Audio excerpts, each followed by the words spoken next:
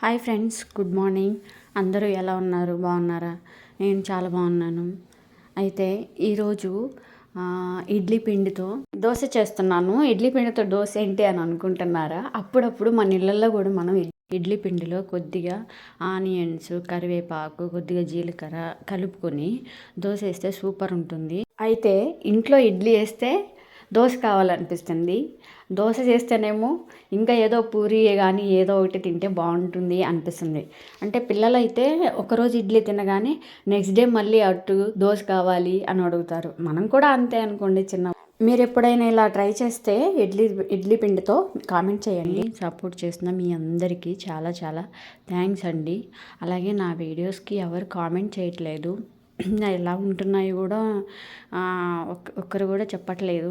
అంటే మీరు ఎక్కడి నుంచి నా ఛానల్ సబ్స్క్రైబ్ చేసుకున్నారు, మీ ఊరి పేరు, మీ పేరు ఒకసారి కామెంట్ చేయండి. అలాగే మీలో ఎవరికైనా ఛానల్ ఉంటే నేను సబ్స్క్రైబ్ చేసుకుని సపోర్ట్ చేస్తాను. నా సబ్స్క్రైబర్స్లో కొంతమంది ఫ్రెండ్స్ ఉన్నారు, ఫ్యామిలీ మెంబర్స్ కూడా ఒక 4-5 మెంబర్స్ ఉన్నారు అంతే. మిగతా వాళ్ళు నాకు తెలియదు. మీరు ఒకసారి మీ పేర్లు కామెంట్ చేయండి. అయితే ఈ ఇడ్లీ పిండిలో ముందుగా నేను కట్ చేసి పెట్టుకున్న కరివేపాకుని కలుపుకుంటున్నాను. ఆ తర్వాత ఆనియన్స్ అయితే చాలా చిన్నగా కట్ చేసుకోవాలి. ఇంకొంచెమే వేసాను పిండి, ఎందుకంటే చాలా తక్కువ ఉంది. సో ఆ తర్వాత నేను కొద్దిగా జీలకర్ర కూడా కలుపుకున్నాను. జీలకర్ర కొద్దిగా అరుగుదలకు మంచిదని మా పాపకి కలిపాను నేను.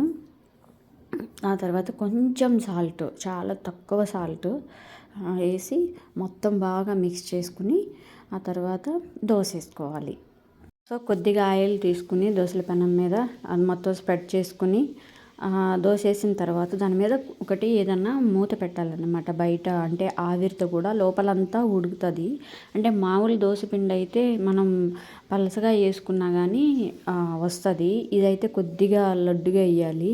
అప్పుడు ఏమైంది, లోపల కూడా కంప్లీట్గా ఉడకాలి అంటే మనం మూత పెట్టాలి. మూత పెట్టి అలాగే ఆ ఆవిరిలో ఉడికిందంటే మంచిగా ఉంటుంది.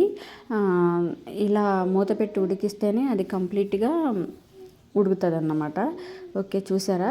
2 దోశలు వచ్చాయి చిన్నవి. Thank you.